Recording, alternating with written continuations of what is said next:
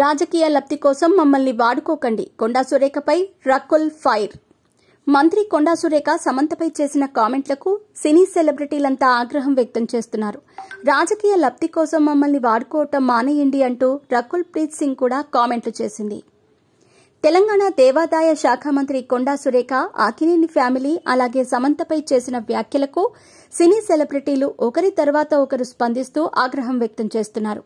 ముఖ్యంగా సెలబ్రిటీలను ఎవరైనా ఏమైనా అంటే ఊరుకోమంటూ అంతా ఏకమయ్యి సురేఖపై ఆగ్రహం వ్యక్తం చేయటం మనం చూస్తూనే ఉన్నాం. అయితే ఇప్పుడు తాజాగా మరో సెలబ్రిటీ సురేఖపై ఆగ్రహం వ్యక్తం చేస్తూ రాజకీయ లబ్ధి కోసం సెలబ్రిటీలైన మమ్మల్ని మీరు వాడుకోకండి అంటూ ఫైర్ అవుతూ ఒక సుదీర్ఘ ట్వీట్ వదిలింది. ఇక రకుల్ ప్రీత్ సింగ్ చేసిన కామెంట్స్ ఏంటో ఇప్పుడు చూద్దాం.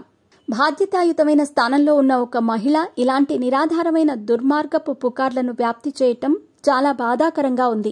పొలిటికల్ మైలేజీ కోసం నా పేరును కూడా ఉపయోగించటం మానేయండి. నేను పూర్తిగా రాజకీయ వ్యతిరేకిని. నాకు ఏ రాజకీయ పార్టీ లేదా రాజకీయ పార్టీకి సంబంధించిన వ్యక్తితో సంబంధం లేదు. రాజకీయాల కోసం ఇలాంటి కల్పిత కథలతో ముడిపెట్టాలని చూడకండి. ముఖ్యంగా మీ రాజకీయ లబ్ధి కోసం మమ్మల్ని వాడుకోవటం ఇప్పుడే ఆపేయండి అంటూ ఒక ట్వీట్ చేసింది రకుల్ ప్రీత్ సింగ్. ఇదిలా ఉండగా కొండా సురేఖ, సమంత నాగచైతన్య విడిపోవటానికి కారణం కేటీఆర్ అంటూ కామెంట్లు చేసింది. అంతేకాదు, చాలా మంది యంగ్ హీరోయిన్లు తర్వాత పెళ్లిళ్లు చేసుకుని ఇండస్ట్రీకి దూరం అవటానికి కూడా కారణం కేటీఆర్ అని, ముఖ్యంగా అతడు మత్తుకు బానిసవటమే కాకుండా చాలా మంది హీరోయిన్లకు మత్తు బానిసలను చేసి వారిని బ్లాక్మెయిల్ చేస్తూ వారి కెరియర్ను నాశనం చేస్తున్నాడంటూ కామెంట్లు చేసింది. ఇకపోతే ఈ మత్తు వ్యవహారాలలో గతంలో కేటీఆర్తో పాటు రకుల్ ప్రీత్ సింగ్ పేరు కూడా బయటకు వచ్చింది.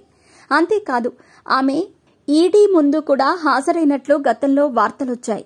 ఈ నేపథ్యంలోనే ఇప్పుడు సమంతపై కొండా సురేఖ చేసిన వ్యాఖ్యలను దృష్టిలో పెట్టుకుని తనపై కూడా చాలా మంది గతంలో ఆరోపణలు చేశారని, వాటన్నింటినీ దృష్టిలో పెట్టుకుని ఇప్పుడు ఇలాంటి కామెంట్లు చేసింది రకుల్. మొత్తానికైతే కొండా సురేఖ తీరుపై రకుల్ కూడా ఫైర్ అవుతూ ట్వీట్ వదిలిందని చెప్పొచ్చు.